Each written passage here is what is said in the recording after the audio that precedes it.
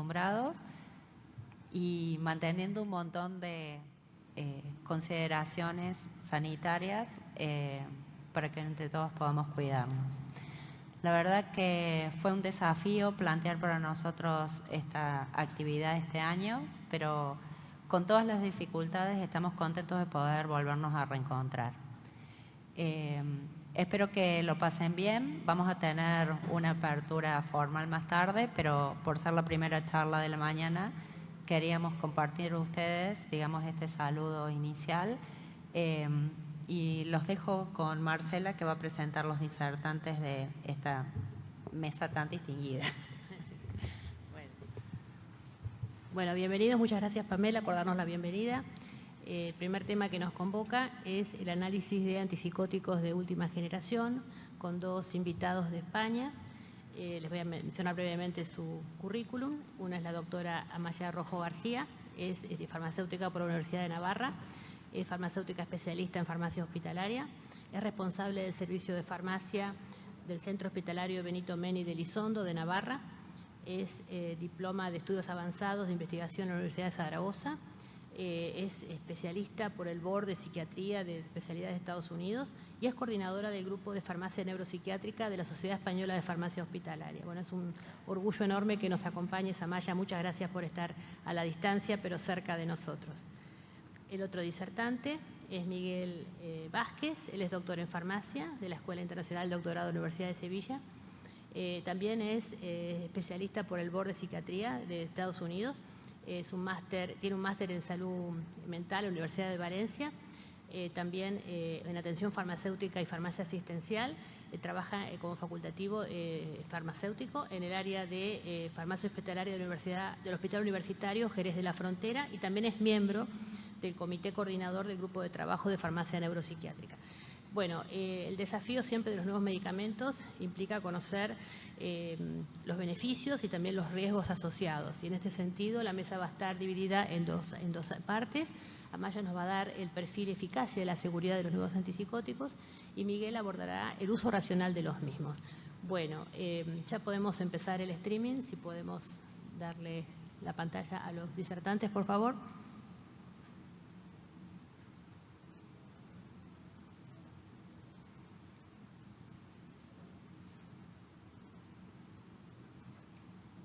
Las preguntas las vamos a dejar para el final, por favor.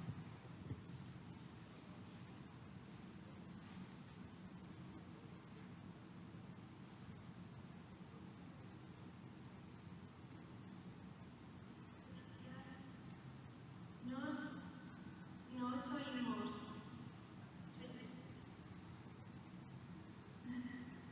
Hola. Hola. Buenos días a todas. Muchas gracias. Nos hemos podido oír desde casa, entonces imagino que nos has dado paso.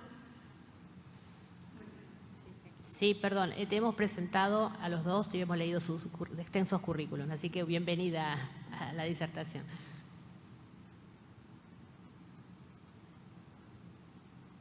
Sí, hola. No, ahora sí.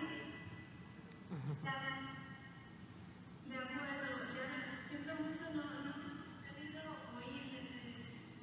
Bueno, que me arreglen eso. Voy a compartir mi pantalla. No hemos conseguido oír, de todos modos.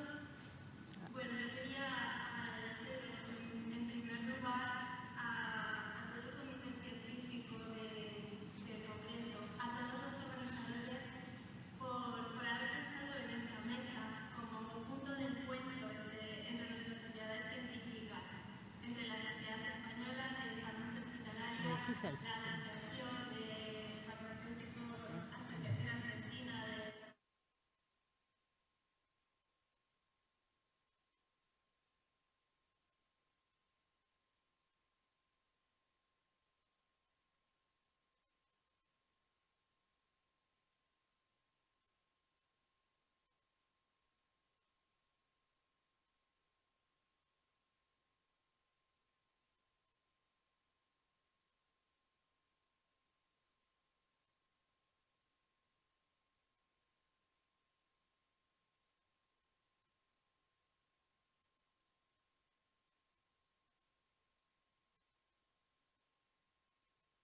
hoy aquí y voy a comenzar entonces con esta primera parte de la mesa de la exposición. Me voy a centrar, ahora sí, me voy a centrar un poco más en lo que es el perfil de eficacia y seguridad de los nuevos antipsicóticos. Antes de ir comenzando, sí que quería hacer un breve repaso de qué son los antipsicóticos, cómo funcionan y para qué los estamos utilizando. Como todos nosotros sabemos, son la primera línea de tratamiento en la esquizofrenia. La esquizofrenia, que es un trastorno mental grave con unos síntomas muy característicos. Hablamos de síntomas positivos, alucinaciones, delirios, este pensamiento pues un poco desorganizado, comportamientos más extravagantes, creencias falsas, ¿no? Todo esto está englobado en lo que llamamos síntomas positivos de la esquizofrenia.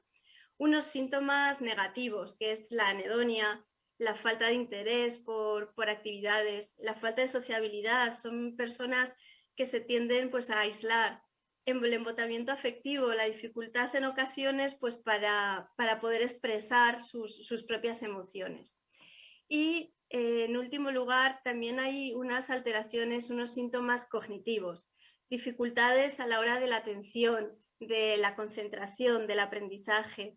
Hay ciertos fallos, dificultades en la memoria y también a la hora de planificar y resolver problemas. Entonces, bueno, esta es la principal indicación. Hay algunos otros antidepresivos que tienen indicaciones específicas, se pueden utilizar para más cosas, en el trastorno bipolar, en episodios maníacos, en otro tipo de psicosis. Hay algunos de ellos, pues en España tenemos la risperidona con la indicación para la agresividad, irritabilidad, alteraciones conductuales en ancianos con demencia.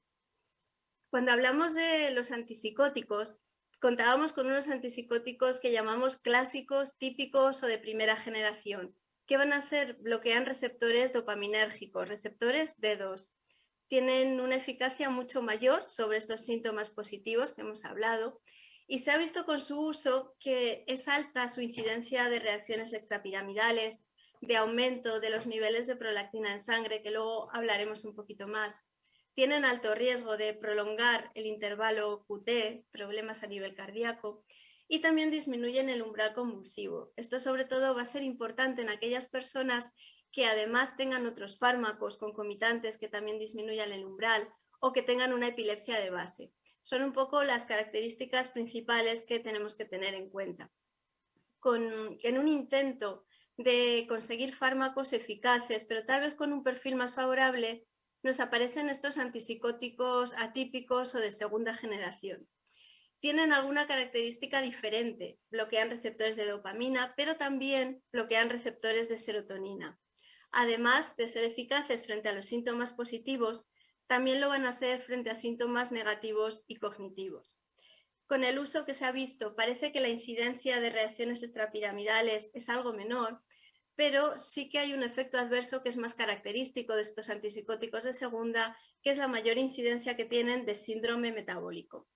Y en cuanto al umbral convulsivo, principalmente la clozapina, cuando usamos a dosis pues, más altas, mayores de 450, sí que también se relaciona con estas disminuciones del umbral. Entonces, un poco de repaso, ¿no? de cómo funcionan para luego pues, hacernos una idea mejor de lo que vamos a explicar a continuación. Bloquean receptores de dopamina, pero sus efectos son diferentes dependiendo del lugar del cerebro en el que se encuentren. Tenemos 4 vías dopaminérgicas muy importantes. Son la vía mesolímbica. Cuando los antipsicóticos bloquean receptores de dopamina a nivel de esta vía, mejoran todos los síntomas positivos de la esquizofrenia. Es el efecto que estamos buscando. Pero ¿qué ocurre? Que también bloquean receptores a nivel de la vía nigroestriada. Esto nos lleva a todas las reacciones extrapiramidales y problemas motores. Nos van a bloquear los receptores a nivel de la vía mesocortical y esto tiene de consecuencia el empeoramiento de los síntomas negativos. Y el bloqueo a nivel de la vía tubero-infundibular es el responsable de los aumentos de niveles de prolactina característicos de antipsicóticos. Y entonces, ¿qué ocurre con los atípicos? Porque los atípicos decimos que tienen un perfil un poco diferente, pero también provocan estos bloqueos a nivel dopaminérgico en estas vías cerebrales. pues tienen alguna característica diferencial frente a los típicos. Este bloqueo de receptores tiene una disociación mucho más rápida. El fármaco se une al receptor, pero se suelta mucho antes. ¿Esto qué hace? Que la incidencia de reacciones extrapiramidales sea algo menor, que sea menor también la hiperprolactinemia y además no hay un empeoramiento en los síntomas negativos y cognitivos. Dos fármacos característicos de esta disociación rápida van a ser la quetiapina y va a ser la clozapina. Cuando también son antagonistas de serotonina. Es un mecanismo muy complejo, pero parece que de una manera indirecta esto hace que aumente algo la dopamina a nivel de estas otras vías cerebrales, a nivel de la vía nigroestriada, con lo que las reacciones extrapiramidales que habíamos dicho que se producían son menores. Y tenemos otros fármacos que tienen un mecanismo un poco diferente, son agonistas parciales. Tenemos al aripiprazol y al brexpiprazol. ¿Y en qué consiste, ¿no?, esta ventaja, por decir de alguna manera, del agonismo parcial? Que a nivel mesolímbico bloquean receptores de 2 y tienen el efecto que estamos buscando, mejorando los síntomas positivos, pero a nivel del resto de vías, tanto de la nigroestriada como de la vía tuberoinfundibular, son agonistas parciales, de manera que tienen una menor incidencia de reacciones extrapiramidales y no aumentan los niveles de prolactina. Entonces, bueno, un poco viendo lo que son los antipsicóticos, he traído esta línea temporal de cómo ha ido siendo la comercialización de antipsicóticos atípicos. Bueno, me he basado en lo que es la comercialización en España, ¿no?, en nuestro país. La clozapina es el primero, es el que abre el grupo de estos fármacos, se desarrolla ya a finales de la década de los 50, pero la clozapina, que es un fármaco muy eficaz, que luego veremos, tiene efectos adversos graves, problemas hematológicos, la granulocitosis, que hizo que en el 75 se retirase del mercado. Unos años más tarde, ya en 1990, la FDA lo aprueba nuevamente y en el 93 se introduce en España en el mercado, ya desde entonces empieza utilizándose allá. Un año después aparece la risperidona, que es de los primeros antipsicóticos de segunda generación comercializados. En el 97 ya tenemos otros fármacos nuevos, olanzapina, sertindol. 3 años después, en el 2000, aparece la quetiapina. Más o menos cada 3 años, ¿no?, íbamos teniendo un nuevo antipsicótico. La ciprasidona en 2003. En 2007 se comercializa aripiprazol. 2008 paliperidona. La paliperidona es un metabolito activo de la risperidona, pero bueno, tarda varios años hasta que se comercializa. En 2011 ya tenemos la senapina. A partir de aquí hay un pequeño parón hasta el 2019, que en España se comercializan los 2 últimos antipsicóticos que tenemos, que son la cariprazina y la lurasidona. Hay otros... el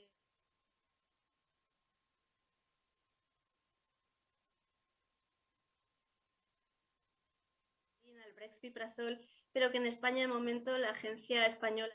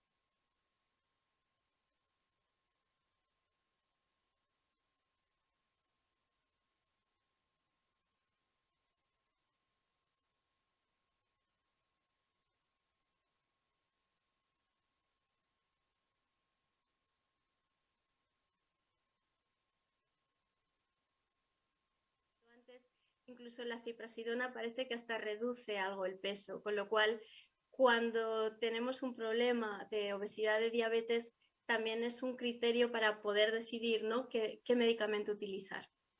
En cuanto a los síntomas extrapiramidales, como os he comentado al principio, son trastornos motores, consecuencias de este bloqueo dopaminérgico a nivel de la vía nigroestriada. Tenemos 4 tipos principales, que son la acatisia, el parkinsonismo, la distonía aguda, la discinesia tardía. Es importante saber que el paciente no solo tiene un síntoma extrapiramidal, una reacción extrapiramidal, sino también saber cuál, porque a veces el tratamiento puede variar un poco. La acatisia es la agitación, la inquietud, esta incapacidad que a veces tienen nuestros pacientes de estar quietos. Hay que detectarlo bien porque a veces se puede confundir con un estado de agitación cuando realmente estamos hablando de un efecto adverso de uno de los antipsicóticos. El parkinsonismo todos conocemos, el temblor, la bradykinesia, la rigidez. Las distonías agudas son espasmos musculares, contracturas en lengua, en cara, en cuello, a veces quedan con posturas raras, ¿no?, en alguna extremidad. Y la discinesia tardía, que es uno de los efectos que más nos preocupa, como su nombre indica, aparece tardíamente durante el tratamiento con antipsicóticos en personas que han estado tratadas mucho tiempo.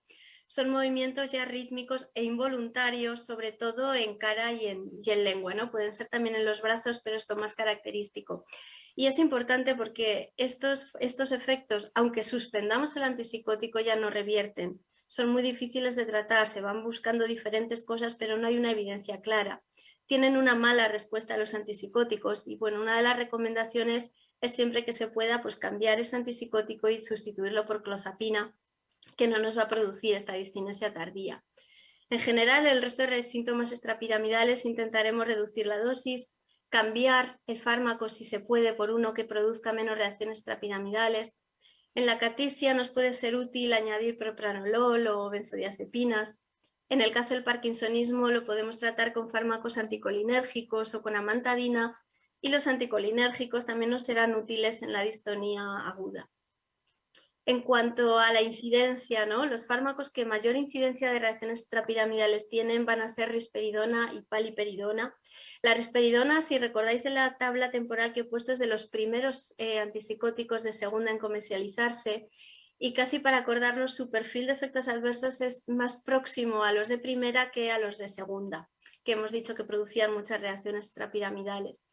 Y los más seguros a este nivel van a ser la clozapina y la quetiapina. De hecho, algunas sociedades sí que los posicionan como tratamiento de elección en un paciente parkinsoniano con una enfermedad de Parkinson, con problemas motores, pero que necesiten un antipsicótico. También aquí estaría posicionada la pimavanserina, que nosotros no utilizamos, pero sí que su indicación es justo, ¿no?, esta psicosis de enfermedad de Parkinson, y que luego ya mi compañero Miguel os comentará más detalladamente.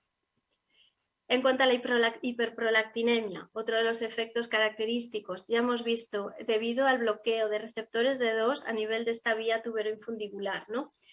Cuanto más potente es el antipsicótico, cuanto mayor bloqueo produce, mayor es el aumento de la prolactina. Tiene una serie de efectos a corto plazo, ¿no?, irregularidades menstruales, disfunción sexual, ginecomastia, galactorrea o infertilidad. Y también nos preocupa sobre todo por sus efectos a largo plazo.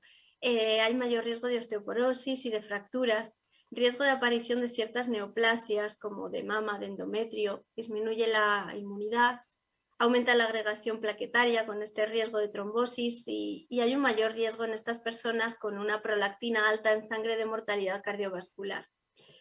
Tenemos un consenso sobre la detección de riesgos de hiperprolactinemia, que sí que nos recomiendan pues medir, ¿no?, analíticamente los valores de prolactina en personas de riesgo. Cuando el nivel de prolactina está entre 25 y 50, pues en principio monitorizamos, a no ser que ya haya síntomas. Si hay síntomas de amenorrea, de falta de menstruación mayor de 3 meses, se nos recomendaría cambiar el antipsicótico por un antipsicótico que produzca menor aumento de prolactina.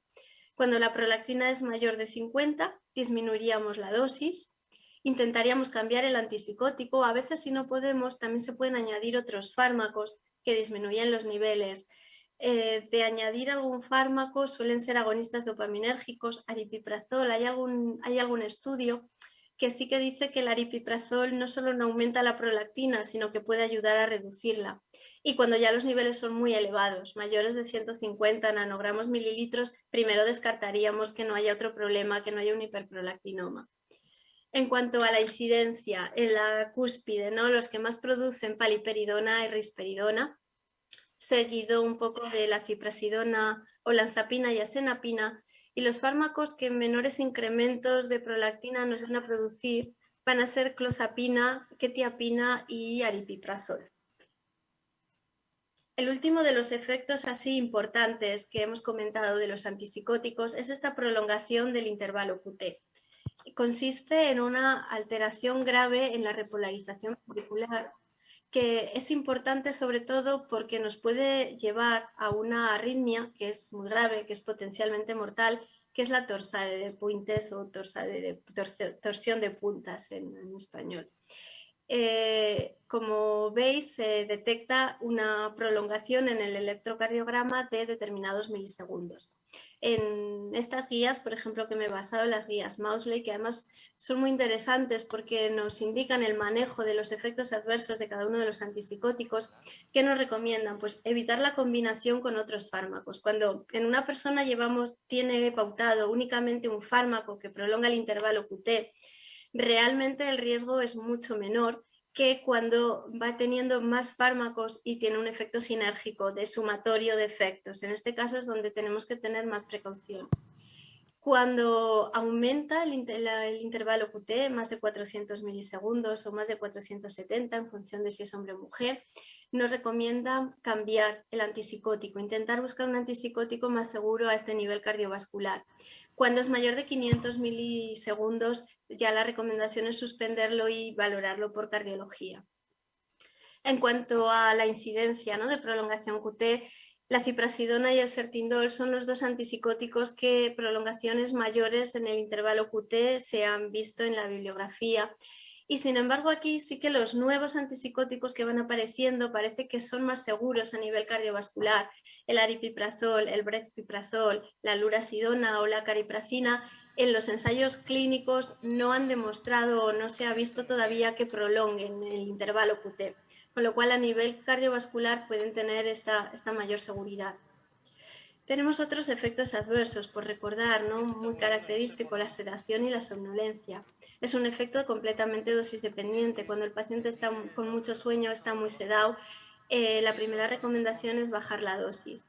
A veces se suele intentar ajustar la dosis diaria poniendo las máximas dosis o las dosis más altas a la noche, que ayudan a dormir y no producen el problema durante el día. Y fármacos como la olanzapina, la clozapina o la quetiapina son fármacos muy sedantes. A veces la quetiapina se ve colocada a la noche pues justo para ayudar a dormir, ¿no?, en personas que además de una esquizofrenia tienen un problema de sueño. Como hemos comentado, pueden disminuir el umbral convulsivo, hay que tenerlo en cuenta especialmente en personas de riesgo. Se han detectado y notificado casos de tromboembolismo venoso y aumentan el riesgo de mortalidad en ancianos con demencia, ¿no? En España todos ellos tienen una alerta que está asociada tanto a los antipsicóticos de primera como de segunda, de precaución en esta población, intentar utilizarlos en las dosis más bajas y durante el menor tiempo posible. Y ya nos queda la última parte, un poco lo que es los costes. He hecho una comparación de los costes de cada antipsicótico en función de sus DDDs, de las dosis diarias definidas, que me parece una forma muy visual, ¿no?, y muy sencilla de compararlos. Recordando, la dosis diaria definida es una unidad de medida que lo que corresponde es a la dosis de mantenimiento de ese fármaco en la principal indicación que tiene, en una determinada vía de administración y para adultos. No, por tanto, necesariamente refleja la dosis prescrita, pero se ve aproximada. Es decir, es una forma de valorar cuál es la dosis más habitual a la que se utiliza cada uno de los antipsicóticos. Estas DDDs están establecidas por la OMS y están publicadas en esta página web. Entonces, en principio, yo os he colocado aquí las dosis diarias definidas de la OMS para cada uno de los antipsicóticos de segunda generación que utilizamos, con el coste, el precio de venta, el PVL, el precio de venta al laboratorio de cada uno de ellos. En España tenemos los precios fijados para cada principio activo, de manera que independientemente del laboratorio que lo comercialice, tienen un único precio, por lo cual nos es muy sencilla, ¿no?, la comparación de precios en función de dosis.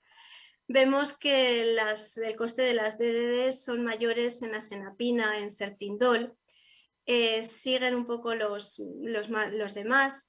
La clozapina y la risperidona, que son también los más antiguos, los primeros en comercializarse, tienen unos costes más bajos. He puesto para verlo más claro esta gráfica, ¿no? Como veis, la senapina y el sertindol tienen un coste anual que prácticamente duplica al resto. Tampoco parece que tengan ninguna ventaja específica, ¿no? Y de hecho, no sé si es casualidad o no, en España son los dos que menos se utilizan. El resto de los antipsicóticos tienen unos precios muy parecidos, incluso aunque nos fijemos en lurasidona o cariprafina, que son las últimas en comercializarse, no se dispara el precio respecto a los demás, y la clozapina y la risperidona pues son los que en este momento más baratos salen. Brexpiprazol y pimavanserina no tenemos precio porque no los tenemos comercializados, como he comentado. Y un poco como conclusión final, ¿no?, de toda esta parte que os he contado, volviendo a nuestra base de eficacia, coste y seguridad, viendo la eficacia, excepto la clozapina, que sí que hemos visto que es más eficaz que el resto, su indicación de hecho es el tratamiento de estas esquizofrenias refractarias, donde otros fármacos no han respondido. El resto tienen una eficacia bastante similar. Si nos vamos al coste, pues un poco lo mismo, excepto estos dos que sí que son más caros que los demás. El coste del resto de antipsicóticos oscila en unos niveles muy similares, con lo que no va a ser un criterio principal o primordial a la hora de decidir pautar un antipsicótico u otro. Con lo cual, siempre nos tenemos que basar en la seguridad. ¿Qué tipo de paciente tenemos delante? ¿Qué problemas de salud tiene? ¿Y cuál de los antipsicóticos que hemos visto es más adecuado a su estado de salud? Y yo con esto termino mi parte y nada, muchísimas gracias, espero que os haya quedado claro. Luego tendremos un ratico en el que pues, cualquier pregunta o comentario pues intentaré resolver, ¿no?, en la medida de lo posible. Muchísimas gracias. Bueno, muchísimas gracias, además ya muy claro. Vamos a dejar las preguntas para el final, mientras Miguel prepara su PowerPoint. Muy interesante todos tus conocimientos y puesta al día de un tema tan importante. Bienvenido, Miguel. Muchas gracias.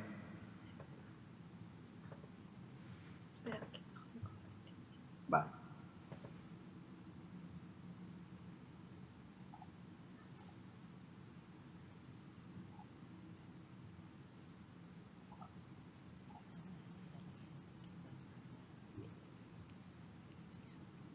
¿Se ve la pantalla correctamente? Yo estoy recibiendo preguntas. Sí, dale. Bueno, buenos días. Perdón, sí. Quienes, dar un anuncio para las preguntas, quienes están en el salón pueden entrar a través de la aplicación, aún estando acá, y pueden ir mandando sus preguntas en formato virtual. Gracias, Miguel, perdón. Nada. Bueno, me sumo a los agradecimientos de mi compañera Maya. Desde luego es un honor para nosotros que hayáis contado con nosotros para esta mesa. Y desde luego, después de la disertación de Maya, poco más se puede decir, ¿no? Creo que hace un repaso muy completo un poco por el perfil de los antipsicóticos. Quizás yo me centro un poco más en qué hacemos con toda esta información y cómo lo encajamos en nuestro día a día o en nuestras guías, ¿no?, por decirlo así. También voy a pasar por algunos fármacos de los que tenemos evaluados en España y completar un poco la información. Bien, un momento que me estorbo a mí mismo. Vale. Uso racional de los medicamentos, ¿no? Con perdón. ¿A qué se refiere con uso? ¿A qué nos referimos con uso racional de los medicamentos? Pues según la OMS, la conferencia, seguro que a todos suena, en la definición de uso racional dice que los pacientes reciban fármacos apropiados para sus necesidades, a dosis ajustadas a su situación particular, durante un periodo de tiempo y al mínimo costo posible para ellos y para la comunidad. Es decir, desde hace ya mucho tiempo entendemos que el uso racional del medicamento, tal y como Maya ha indicado varias veces, no solo es eficacia y seguridad, o no solo es eficacia, sino el coste, inevitablemente también entra dentro del uso racional de los medicamentos. Además, en la guía de la buena prescripción de la OMS, también dice que una adecuada selección de medicamentos conlleva determinar su utilidad terapéutica de forma comparada con el resto de alternativas terapéuticas, a través de criterios de eficacia, efectividad, seguridad, conveniencia, que quizás es un poco como el concepto nuevo, y coste, ¿no?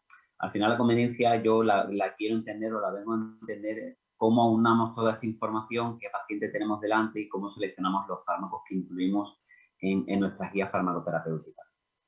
Sí es cierto que en salud mental el tipo de paciente es un poco distinto, o es un poco especial, por decirlo así, no se sale de la norma, porque aparte del problema, o sea, el gran problema de adherencia que tienen estos pacientes se puede ver muy acusado además por la seguridad de los fármacos. Los síntomas, los efectos secundarios que produzcan pueden conducir a un abandono del tratamiento y, por lo tanto, pues comprometen la eficacia de los fármacos. ¿Cómo los posicionamos? Como hemos visto, en base a eficacia, que incluso podríamos orientar el fármaco en función de nuestros pacientes según la gravedad de síntomas positivos o síntomas negativos, el perfil de efectos adversos e incluso las preferencias del paciente.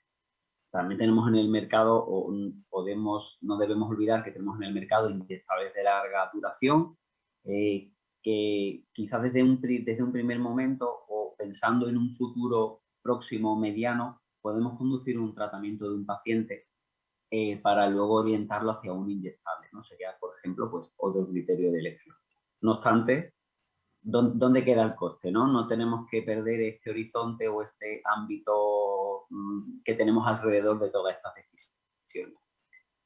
En base a toda esta información, en España, desde hace unos años, creo que el primer informe de posicionamiento terapéutico surgió en el año 2015, se ha hecho un esfuerzo desde el gobierno, desde el Ministerio de Sanidad, un poco aunando o intentar hacer un posicionamiento nacional de los fármacos nuevos, ¿no? No deja de ser una evaluación de la eficacia y de seguridad.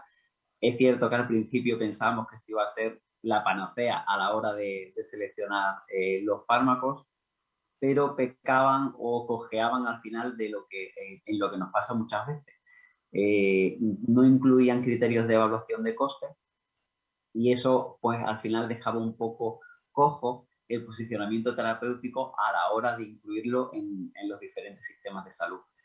En España, imagino que en Argentina será similar. Nosotros, aparte de nuestro Ministerio de Sanidad, tenemos diferentes comunidades autónomas, cada una con su sistema sanitario, y sí que hay muchas competencias que están transferidas a las comunidades. Por lo tanto, puede haber distintos posicionamientos o distintas evaluaciones en las comunidades terapéuticas. Pero bueno, con la llegada de los informes de posicionamiento terapéutico ya teníamos una herramienta que nos permitía tener una información de primera mano desde el propio ministerio a la hora de tomar decisiones de forma más local.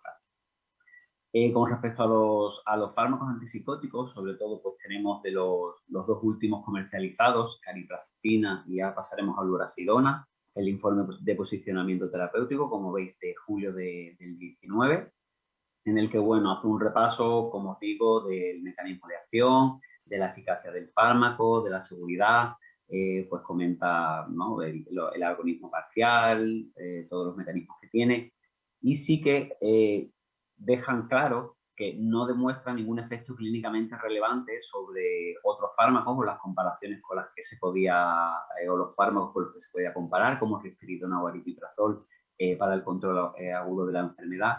Y sí que destaca pues, que parece que aumenta o tiene un mayor riesgo de acaticia y toxicidad oftalmológica. ¿Qué nos concluye este informe de posicionamiento terapéutico? Pues al final que no deja de ser una alternativa más para el tratamiento de la esquizofrenia, que no presenta ventajas ni ningún valor terapéutico añadido, y que al final la elección de cariprazina frente a otro antipsicótico pues se deben tener criterios de eficiencia. Por eso digo que al final esto se nos quedó como un poco cojo, porque no dejaba de ser al fin y al cabo lo que todos en nuestros hospitales seguramente hacemos, ¿no? No deja de ser un estudio de eficacia y seguridad acompañado quizás de un estudio de minimización de costes, y en base a eso pues también se decide si se incluyen guías, si no se incluye o se restringe su uso. Acompañando, digamos, a esta evaluación en la comunidad terapéutica de Navarra, que también hacen como unos boletines así muy sencillitos y muy visuales con respecto a algunos fármacos, pues tenemos el caso de eso de Navarra con respecto a caripracina, que concluye lo mismo, ¿no? Que no supone ninguna ventaja sobre risperidona o aripiprazol, y además que se veía muy bien también en la tabla de costes comparados que ponía Maya, que al final tiene un precio intermedio. No se nos escapaba a nivel de coste del resto de antipsicóticos, simplemente pues nos tendríamos que fijar en nuestro perfil de paciente, perfil de efectos adversos que queremos conseguir, etc. En el caso de lurasidona, igual, el informe creo que tiene casi la misma fecha, salieron prácticamente a la par ambos fármacos. Estaría indicado, o la indicación que tenemos en ficha técnica en España es para adultos mayores de 18 años, y hace un poco el mismo repaso, ¿no? Nos habla del mecanismo de acción, de la seguridad, y al final termina diciendo pues, que no ha confirmado ningún efecto adicional sobre la eficacia antipsicótica. Sí es cierto que hace una ligera mención a que cabría pensar una menor eficacia antipsicótica, que luego os mostraré ese metaanálisis por el que llegan a esa conclusión, que luego finalmente se diluye en este metaanálisis tan grande que muestra Maya con todos los antipsicóticos, bueno, con gran parte de los antipsicóticos. Simplemente comentar que el fluoracidona es un fármaco que hay que tener cuidado con el tema de las interacciones, parece que es importante, y que algunos efectos adversos como acatisia, somnolencia o mareos fue más elevado que con otros antipsicóticos.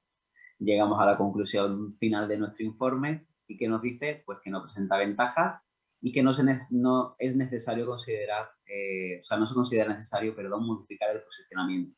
Nos quedamos exactamente igual que al principio. Tenemos la evaluación de eficacia y seguridad, pero seguimos moviéndonos en ese terreno de lo gris en el que no sabemos dónde está nuestro fármaco.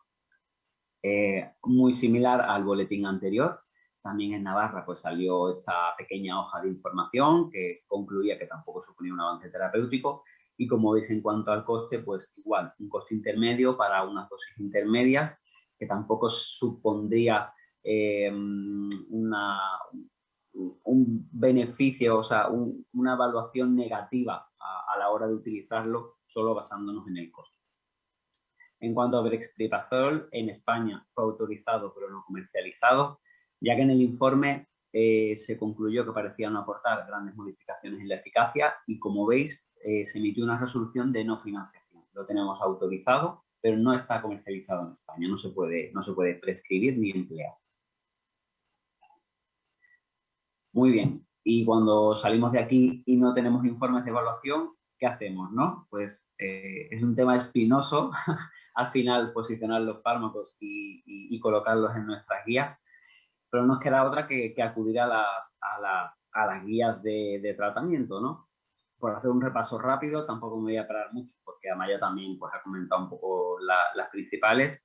NICE nos dice que nos tenemos que fijarnos en las características del paciente, en las preferencias, incluso en si tiene un cuidador que le cueste más o menos darle el fármaco al paciente, y en base a todo esto, elegir el fármaco que sería más adecuado para el paciente.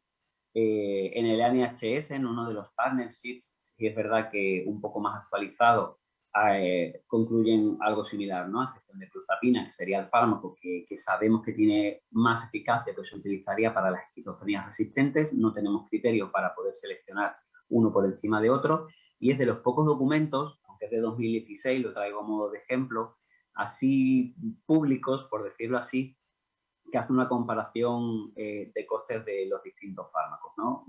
Que me ha llamado la atención porque es raro encontrar esto así públicamente. Pasando por la guía canadiense de 2017, me falla el cerebro con esto del volcán de La Palma, quiero pensar. llegamos a la misma conclusión. Tenemos que tener en cuenta los beneficios y los efectos secundarios de cada fármaco, por lo tanto no podemos tampoco posicionar uno por encima de otro. En una guía un poco más reciente de mi servicio de salud, del Servicio Andaluz de Salud de 2019, es cierto que hacen como una revisión de la guía NICE por ver si había alguna evidencia nueva con respecto a la eficacia de los fármacos y, bueno, van pasando por las diferentes características o los distintos momentos donde podríamos emplear un antipsicótico en esquizofrenia, primeros episodios, exacerbaciones agudas, en recaídas, y concluimos pues lo que venimos viendo, ¿no? No hay diferencias entre los fármacos. Con la APA, exactamente lo mismo, ya lo comentó Amaya, tendríamos que fijarnos en el perfil de efectos secundarios y afección de clozapina, no habría diferencias entre los distintos antipsicóticos. Muy bien, entonces llegamos a este punto. Si las guías no se posicionan, ¿qué es lo siguiente? ¿Qué herramientas nos quedan, ¿no? ¿Qué podemos hacer? Bueno, atendiendo, imagino que esto lo conocemos todos, la pirámide de Keynes, pues realmente si nuestras guías, que es verdad que tenemos que tener cuidado con las guías, que sean de organismos independientes, que no estén influenciadas por la industria o no hayan sido financiadas, estén orientadas a ningún tratamiento o a ningún fármaco. Y todos conocemos un poco las instituciones más blancas, ¿no? Las que dependen de los gobiernos, por decirlo así. Pues tenemos que dar un paso más o vamos a bajar un poco un escalón o a subirlo, depende de cómo lo veamos, y al final nos tenemos que ir a la evidencia. Este es el primer metaanálisis que el siguiente de Lancet que ha comentado Amaya sería como una ampliación de este. El grupo de investigación es el mismo y en este sí es en el que se ve que el lurasidona pareciera que tiene una ligera eficacia inferior al resto de fármacos. Si veis ahí, los intervalos de confianza no se fijarían, por lo que podríamos pensar que es ligeramente inferior. Este metaanálisis es de 2013. Cuando pasamos al siguiente de 2019, como veis, la red es increíble, o sea, incluye muchísimos ensayos. Siempre tenemos un cierto sesgo con los metaanálisis y es que al final los fármacos que se utilizan más y llevan más tiempo comercializados tienen más evidencia científica, los resultados son más robustos cuando los comparamos a fármacos que se usan mucho menos, que tienen menos ensayos y menos evidencia científica en este caso, ¿no? de su eficacia. Paso por encima simplemente por recordar la tabla, los que están arriba. Al final el cuerpo de antipsicóticos tiene un efecto, una eficacia muy similar, por lo tanto no podemos poner uno por encima de otro. Siempre saco a clozapina de esta frase. Y sí, me ha gustado mucho que haciendo un poco una búsqueda de los metaanálisis, de los últimos metaanálisis que teníamos, me parecía muy interesante esta comparación o esta hipótesis que tienen ellos, ¿no? Muy bien, tenemos metaanálisis de los ensayos clínicos, quizá de lo que está más controlado, pero ¿qué dice luego la vida real, ¿no? ¿Cómo utilizamos los fármacos en vida real? ¿Qué efectos tienen? Y si los resultados de los ensayos clínicos son comparables a lo que luego encontramos en vida real. Sí es verdad que hacen comparaciones 2 a 2 con pocos fármacos, quizás son muy utilizados, por lo tanto también nos puede ayudar a mover un fármaco de un sitio u otro, como veis ahí, pues amisulprida, ditrazol, clozapina, haloperidol, olanzapina, quetiapina, risperidona y risperidona de larga duración. Digamos que extraen los resultados de los metaanálisis recientes y lo van comparando con estudios en vida real para ver si estos resultados casan entre sí. Os pongo algunas tablas, vamos, las figuras del metaanálisis, tampoco voy a entrar en mucho detalle, que esto daría para pararse bastante tiempo. Y al final, pues, llegan a una serie de conclusiones en el que las comparaciones 2 a 2 que realizan ellos, pues parece que olanzapina sería superior a risperidona, que también olanzapina sería superior a quetiapina, haloperidol sería inferior a risperidona, risperidona de larga duración sería superior a risperidona. Y bueno, continuaríamos con una serie de comparaciones 2 a 2. Sí es verdad que hacen una mención a que, aunque tienen resultados estadísticamente significativos, no podríamos llegar a una conclusión muy robusta o muy completa con respecto a ciertas comparaciones, ¿no? Pues como clozapina o lanzapina, quetiapina risperidona o lanzapina risperidona de larga duración, etc.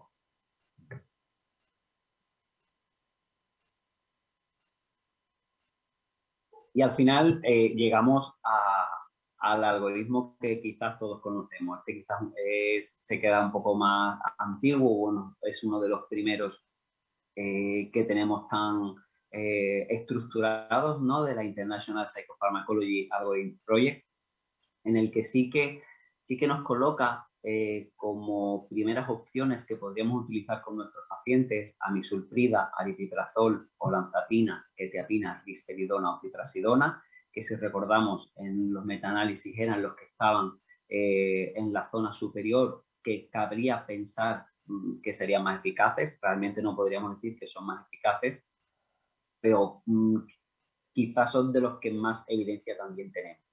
Probaríamos 2 ensayos y en el caso de que no tuviéramos respuesta, sí que pasaríamos a clozapina. Igualmente, vamos, nos dan algunas características en el que deberíamos de ir viendo a cada paso, pues si el paciente es adherente, si presenta efectos secundarios, etcétera, y en función de eso ir modificando nuestra terapéutica.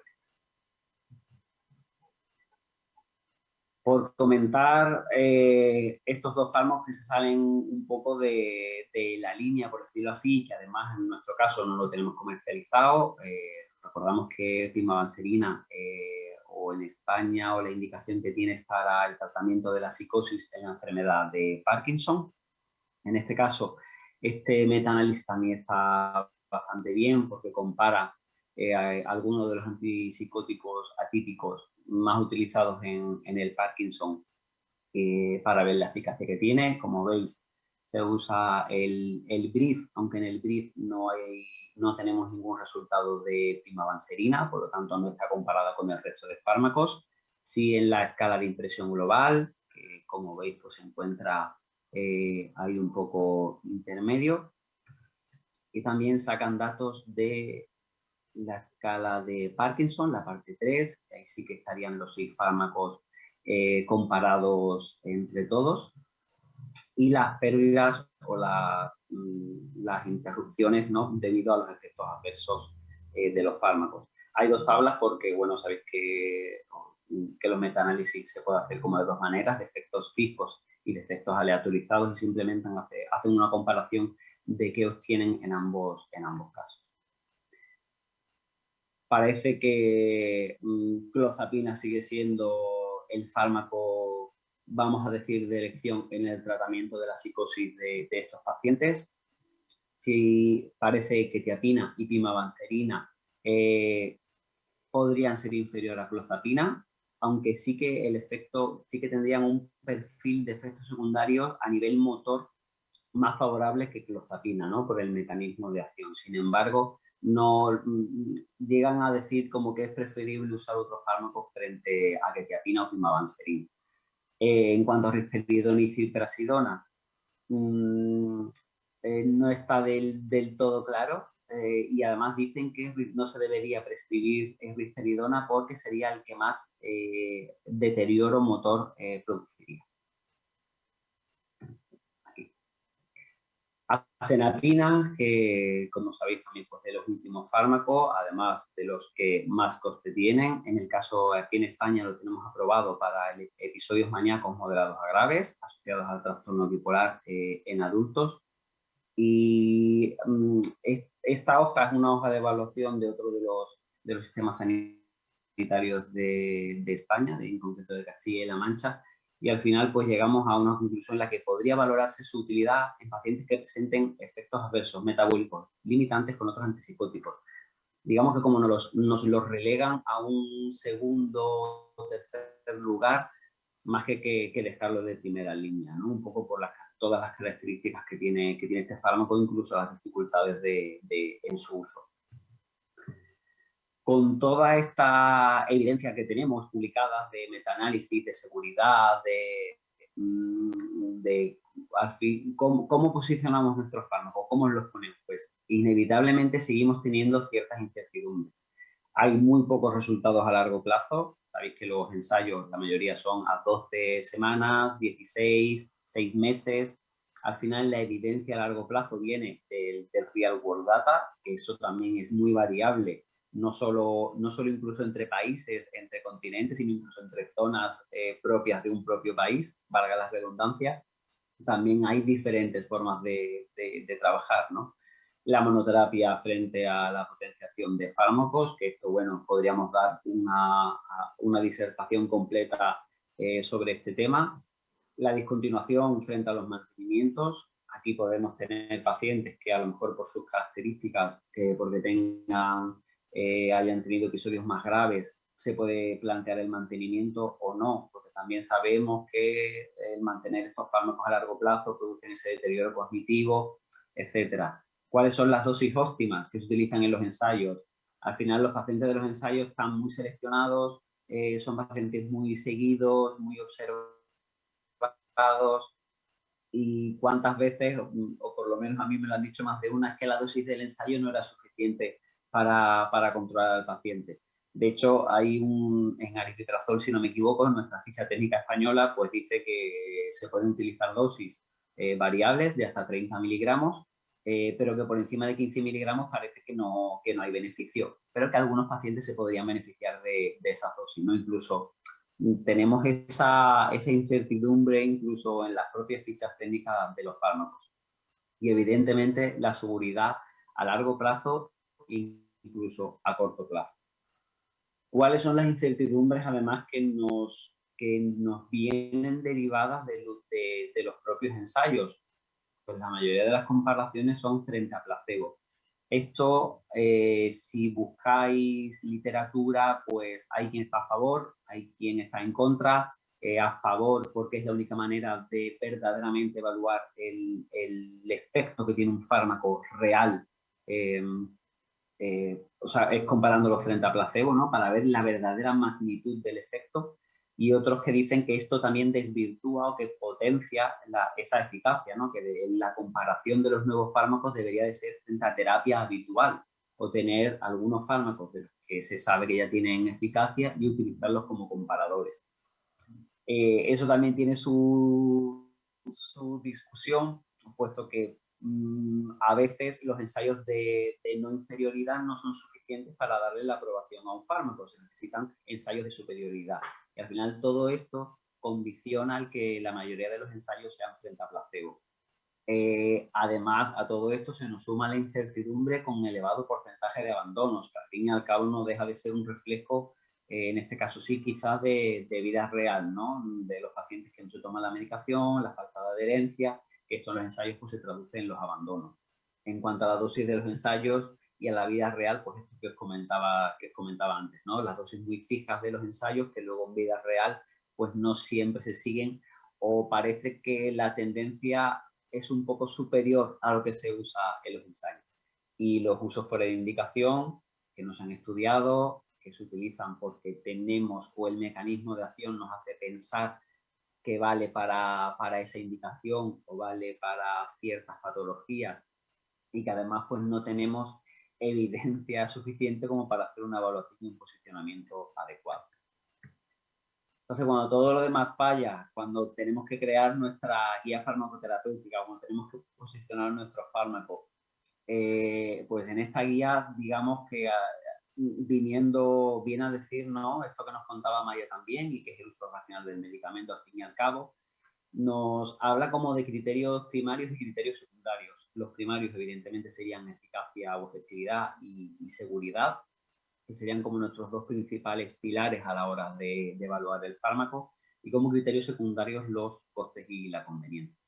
Si vemos en el algoritmo de la derecha, bueno, en esta guía nos hacen diferentes algoritmos en función de si tenemos una eficacia del fármaco que estemos evaluando inferior, similar o superior, partiendo de la base de que nuestros antipsicóticos, de la mayoría de los antipsicóticos tienen una eficacia similar, pues podríamos ir siguiendo un camino u otro, ¿no? En función de si tenemos un perfil de seguridad mejor, similar o inferior, que en este caso pues ya descartaría que si tenemos una peor seguridad no sería un fármaco posicionado, digamos, al mismo nivel.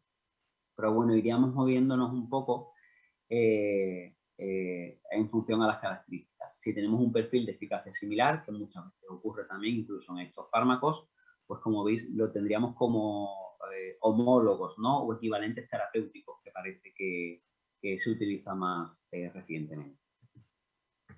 Y os he engañado con la pirámide anterior. Esta sería como una segunda, ¿no? Sería una adaptación de la pirámide de Haynes, en el que damos como un paso más allá. Está muy bien, tenemos toda la evidencia científica de metaanálisis, de ensayos clínicos, etcétera, pero al final, ¿qué hacemos con toda esta información? Pues por encima de toda esa evidencia, ese cuerpo de evidencia que tenemos, al fin y al cabo tenemos que hacer una sinopsis propia. No está mal crear nuestras propias guías farmacoterapéuticas, no está mal tener nuestros propios protocolos, siempre que estén basados en todo esto que hemos estado viendo, ¿no? En la punta del sistema, la punta de la pirámide, ahí tendríamos los sistemas, que al fin y al cabo estaríamos hablando de inteligencia artificial prácticamente, que en base a toda la evidencia disponible, a todas las características de nuestro paciente, nos daría cuál sería el mejor fármaco para las características en concreto de nuestro paciente, ¿no? Pero bueno, eso imagino que llegará. De momento hay sistemas que ayudan a la decisión, pero supone que esto sería algo más, o sea, tenerlo implantado en nuestros hospitales, ¿no? A la hora de la toma de decisión.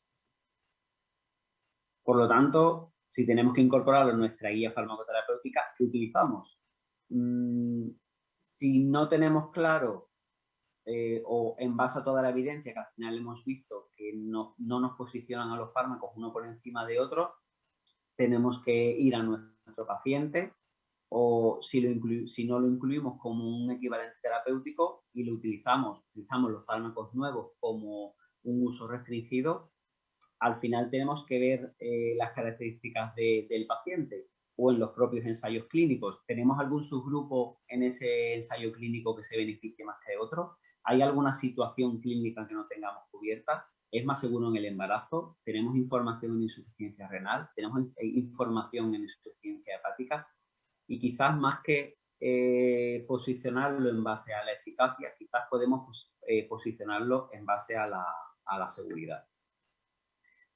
Con respecto a todo esto de la evaluación y el posicionamiento de fármacos, no sé si lo conoceréis, en España uno de los grupos de la SEF, que es el grupo Génesis, el grupo de evaluación de medicamentos, desde hace unos años crearon como esta guía o este método de ayuda para la toma de decisiones en el que se va haciendo un repaso por toda la evidencia que tenga un fármaco en concreto. Además te va ayudando, te va dando ayudas para saber dónde buscar la información, si hay que hacer alguna comparación indirecta, qué calculadoras se pueden utilizar, cómo meter los datos, etcétera.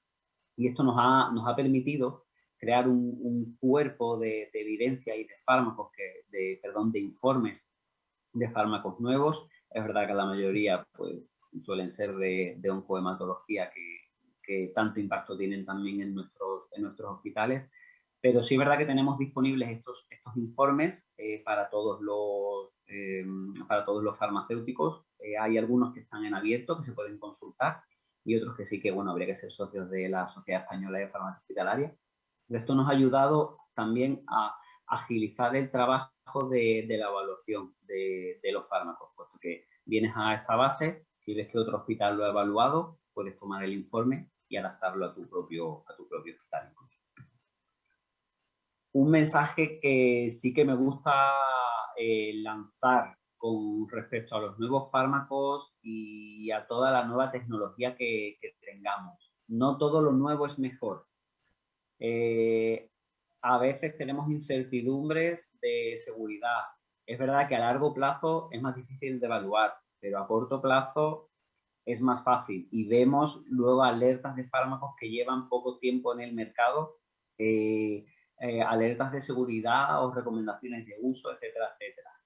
pimavanserina sigue siendo un fármaco con problemas de seguridad. El ISMP sigue diciendo la FDA que no está muy seguro de la seguridad de este fármaco. Parece que hay mayor porcentaje de muertes en los pacientes en los que se ha utilizado pimavanserina. No terminan de ver que se comercialice y que se utilice. O sea, hay alertas un poco diciendo que ojo con este fármaco porque no, el perfil de seguridad no parece que esté tan asegurado. Y esto lo uno a lo anterior, ¿no? Tenemos clozapina con sus riesgos y con sus beneficios y con todo el cuerpo de evidencias que tenemos, tanto en usos en ficha técnica, en este caso sí que estaría indicado incluso como fuera, pero porque es un fármaco que conocemos prácticamente todo el perfil y todo el riesgo que tenemos.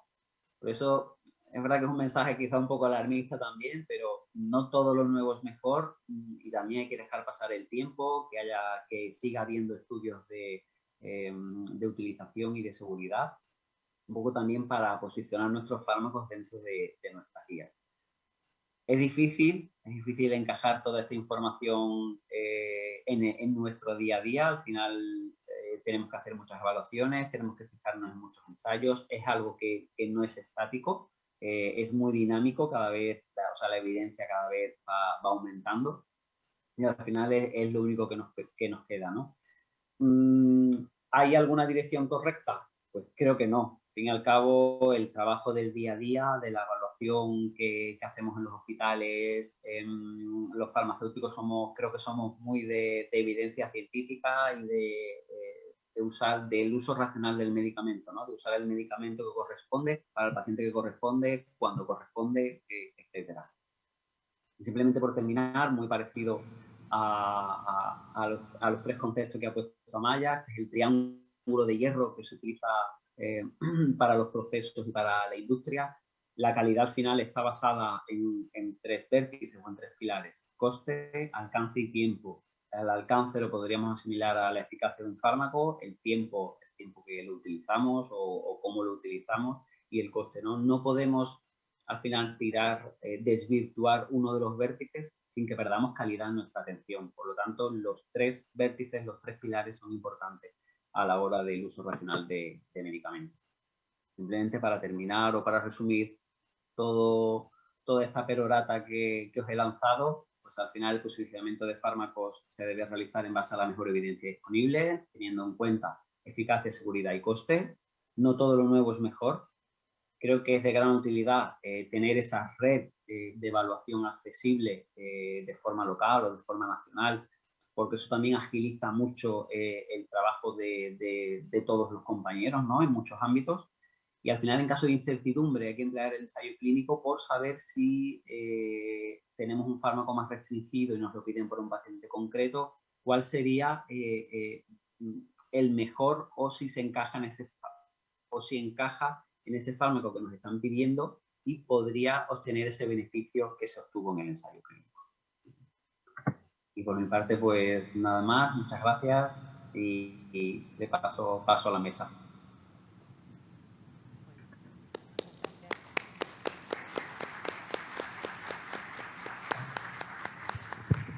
Bueno, muchísimas gracias Amaya y Miguel por la excelente exposición.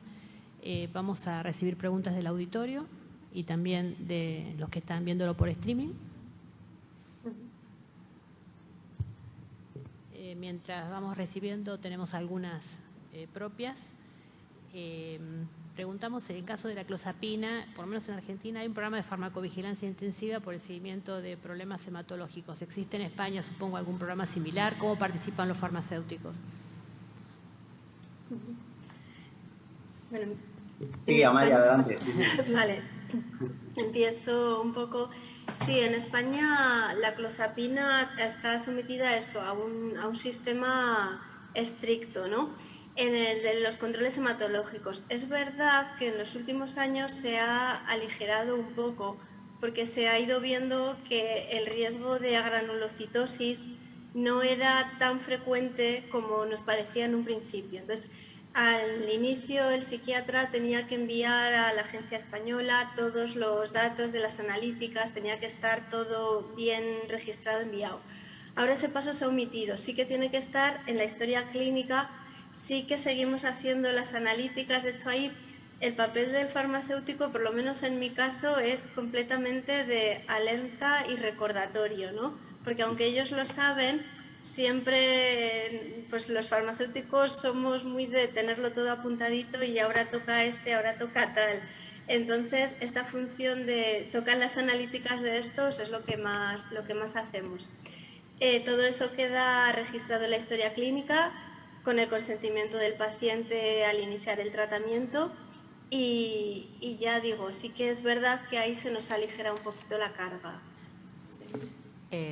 Miguel, hablaste y dejaste, digamos, planteado el tema, pero a lo mejor una pregunta concreta sobre la experiencia de ustedes en el uso del aripiprazol como potenciador o cuál es el fármaco que utilizan, digamos, dijiste que teníamos como para un curso completo, pero a lo mejor un poquito brevemente que nos cuenten la experiencia de ustedes. En cuanto, vamos, en mi caso, por lo menos los pacientes que veo yo en mi hospital, atendiendo también a la evidencia, al final nos vamos a lo que más conocemos. Sí parece que lo que más se utiliza es aripiprazol, risperidona, sumado a clozapina, pero al final también volvemos, incluso los propios psiquiatras te dicen que se lo ponen y ahora llega un momento en el que no me atrevo a quitarle clozapina porque no sé si va a estar mejor o va a estar peor, al final dejo aripiprazol u otros fármacos y ahora cambio aripiprazol o le pongo el siguiente. Es difícil. Sí es verdad que los que más se ven en potenciación, por lo menos en mi caso que vea en mi ámbito, aripiprazol y risperidona. No sé, Amaya. Sí. Nosotros en los psiquiatras desde hace ya unos años sí que comentan, pero yo creo que es más por su experiencia clínica, aunque bueno, sí que es verdad que hemos visto ahora en el metaanálisis que están arriba, les gusta mucho esta potenciación de clozapina con amisulprida. Entonces sí que dicen que a los pacientes les va bien y yo, por ejemplo, en mi caso, muchos pacientes que están con los dos fármacos, ¿no? Y bueno, parece por lo que hemos estado viendo, ¿no? Por esta revisión de la evidencia, que son los dos posicionados como mayor eficacia. Yo es cierto que trabajo en un centro de crónicos donde mis pacientes son bastante severos, o sea, tienen una enfermedad mental bastante grave, entonces ahí tengo un sesgo porque ya estoy en líneas de combinaciones, ¿no? Pero la combinación amisulprida-clozapina a mis psiquiatras les gusta mucho, sí. Muchas gracias. Otra cosa que nos quedó para preguntar, ¿tienen experiencia en el uso de antipsicóticos de acción prolongada? En Argentina hay, digamos, por ejemplo, el succinylpentixol o algunos así de depósito, ¿no? Sobre todo por la adherencia se eligen acá en los tratamientos ambulatorios. Sí. Nosotros también tenemos unos cuantos. En mi medio, tal vez más de los que deberíamos, porque al ser pacientes ingresados a los que se le administra la medicación directamente a la enfermera, pues el tema de la adherencia no es tan grave. Aún así sí que a veces hay pacientes que te ingresan ya con él y antes de hacer el cambio se mantiene. Me quedan pacientes de muchos años de evolución que sí que tienen antipsicóticos más atípicos, pues eso, el suclopentisol, por ejemplo, la flufenacina, que ahora además se ha retirado del mercado español y entonces la tenemos que andar trayendo como medicamento extranjero. Sobre todo el que más se prescribe y el que cada vez que viene un paciente de agudos del hospital es la paliperidona. La paliperidona de POD yo creo que es sin duda la estrella de la máxima prescripción. Tenemos además la paliperidona trimestral y debe estar en cauces valorar la aprobación de la semestral. Con la trimestral no sé la experiencia que tiene Miguel, se comenta como que a veces, aunque se supone que dura 3 meses, un poquito antes de los 3 meses ya tienen como que adelantar las pautas, ¿no? Pero yo creo que lo que más se usa es la paliperidona. Sí. Bueno, aquí tengo varias del auditorio respecto a informes y posicionamiento terapéutico. Se los voy a agrupar. ¿Cómo reciben en general el equipo de salud los informes de evaluación? Si se realizan en forma conjunta con los médicos, ¿cómo logran integrar el trabajo en equipo? Y en relación a las evaluaciones, si se hace previa al tratamiento, en conjunto con el médico, o luego, o si intervienen los farmacéuticos luego de iniciado el tratamiento. Hay distintas... Sí. Perdón. Sí, te escucho. Digamos, bueno, podemos quizás distinguir distintas situaciones. Es verdad que el informe de posicionamiento terapéutico además salieron en España como de obligado cumplimiento, por decirlo así, y lo que dice el informe tendríamos que cumplirlo en el resto de hospitales. De hecho, ahí con el tema de las resoluciones de no financiación no podríamos utilizar ese fármaco en los hospitales, no se podría incluir en la guía. Y luego tenemos como dos caminos. El que un profesional solicite el fármaco para incluirlo en la guía del hospital, en este caso pues farmacia haría la evaluación del fármaco y luego se vería en la comisión de farmacia, en la que sí que participan otros profesionales incluso de otras especialidades, no tienen por qué ser de salud mental en este caso. Al final, para evaluar el perfil del fármaco se hace la evaluación económica, ¿no?, de seguridad, eficacia, etcétera. Y quizás esos fármacos que no se incluyen en guía, que pueden ser útil en los fármacos que están en pacientes que están ingresados, al final aquí no distinguimos un poco lo que es el ámbito hospitalario del ambulatorio, que es más fácil de controlar, entre comillas. Pero si lo tenemos que utilizar en los pacientes que están ingresados, sí que si solicitan el fármaco es el farmacéutico con el clínico el que debate un poco pues, la idoneidad del fármaco, si hay otra alternativa. Muchas veces los clínicos, o sea, no voy a decir por desconocimiento, a veces por prisa o por tal, pues saben que hay fármacos nuevos, son otras herramientas que también pueden y quieren utilizar, y a veces se aprueban, a veces no, o el paciente tiene algunas características que no sería necesario utilizarlo, o hay algún fármaco anterior que no se ha utilizado del todo, que no se ha exprimido al máximo, por decirlo así. Entonces, un poco depende de la situación, hay distintas alternativas. Una preguntita respecto al monitoreo. Bien mencionó Amaya la cantidad de reacciones adversas que hay que monitorear y a lo mejor la determinación de análisis o estudios médicos. ¿Cómo colabora el farmacéutico hospitalario en ese monitoreo?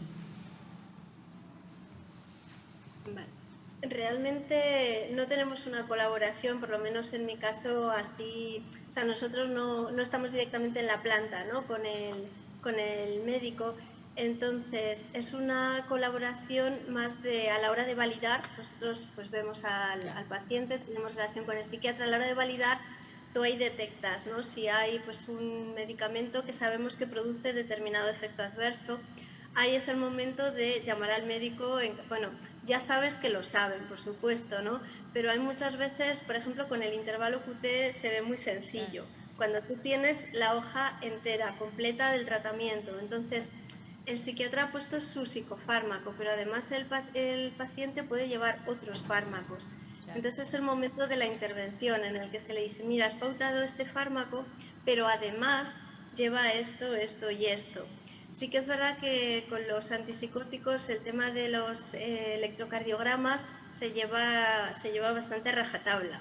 Entonces todos los pacientes tienen su electrocardiograma y luego ahí sí que intentamos hacer en conjunto, farmacia con psiquiatría, los protocolos de cada cuánto tiempo hay que monitorizar qué a quién. Entonces intervenimos un poco ahí, lo que detectamos desde la validación.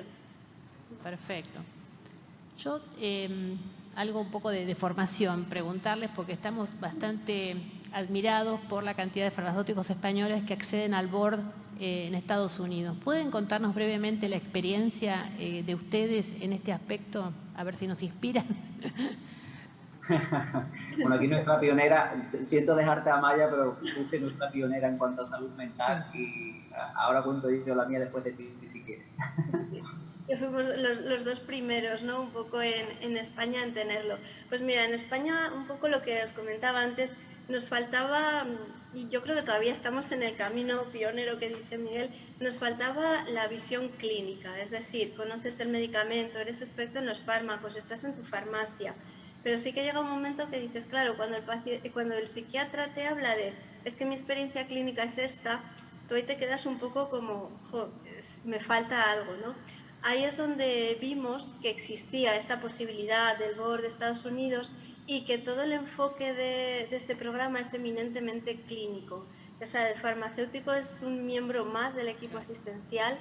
Conoce, a mí me llamó mucho la atención, nos tuvimos que estudiar los diagnósticos de SM5 para hacer un diagnóstico de una patología. Entonces, claro, tu conocimiento ya adquiere una visión mucho más clínica. Y a la hora de entender una orden médica, a la hora de enfrentarte a ello, es como que, para mí, yo siempre lo digo, que aprendí a hablar su lenguaje, empecé a ver las órdenes de psiquiatría y sabes por qué lo hacen y sabes el cómo. Es costoso, pues porque hay muchos conocimientos de ese examen que para nosotros, para mí en concreto, personalizo, era empezar de cero. Yo nunca había pasado una escala, nunca había hecho un diagnóstico. Entonces, bueno, ahí fue muy costoso. Y a raíz de ahí, pues desde nuestra sociedad de farmacia hospitalaria, se decidió pues establecer un programa en el que se pudiese ayudar a más farmacéuticos a sacarlo, ¿no? Y con la experiencia de los primeros la vamos transmitiendo a los siguientes y vamos consiguiendo cada vez más farmacéuticos formados en psiquiatría. Y sobre todo porque nos faltaba mucha formación ahí. Y no sé si quieres aportar algo, Miguel, que me haya dejado. Sí, bueno, Nos dejan pensando mucho. Bueno, sí, la verdad que sí, es una muy buena estrategia y sería a lo mejor un camino a seguir en esta formación, ¿no? Desde la perspectiva clínica, en este grupo de pacientes como tan complejos, donde se van solapando. La última diapositiva de Miguel también hablaba de las prescripciones fuera de la aprobación, ¿no? Y creo que en este grupo de fármacos es como que se cruzan continuamente. Así que bueno, para cerrar la mesa, ya estamos sobre la hora. Agradecerles muchísimo la participación desde la Asociación Argentina de Farmacéuticos de Hospital. Para nosotros ha sido muy rico el aporte que han hecho ustedes, además que fueron 2 exposiciones muy claras y muy ricas. No sé, Marce. No, agradecerle su experiencia y bueno, poder quedar en contacto con ustedes para que podamos crecer también en este sentido. Muchísimas gracias, realmente fue muy enriquecedora las charlas. Bueno, y gracias a todo el auditorio por estar aquí en estas circunstancias tan raras para todos. Y a los que están virtuales. Y a los virtuales, que no los saludamos. Tenemos un par de anuncios que va a hacer Pamela. Avisarles, bueno, ahora en este auditorio ya hay otra comunicación, avisarles que en el día de mañana vamos a tener votación de la asociación para renovar la comisión directiva, así que va a estar abierta de 9 a 14 esa posibilidad para todos los que estén asociados a esta institución. Muchas gracias y los que están a distancia, que son muchísimos, porque estamos transmitiendo en streaming, seguimos, digamos, con las conferencias como está programado. Gracias. Chau, chau. Muchas gracias. Gracias.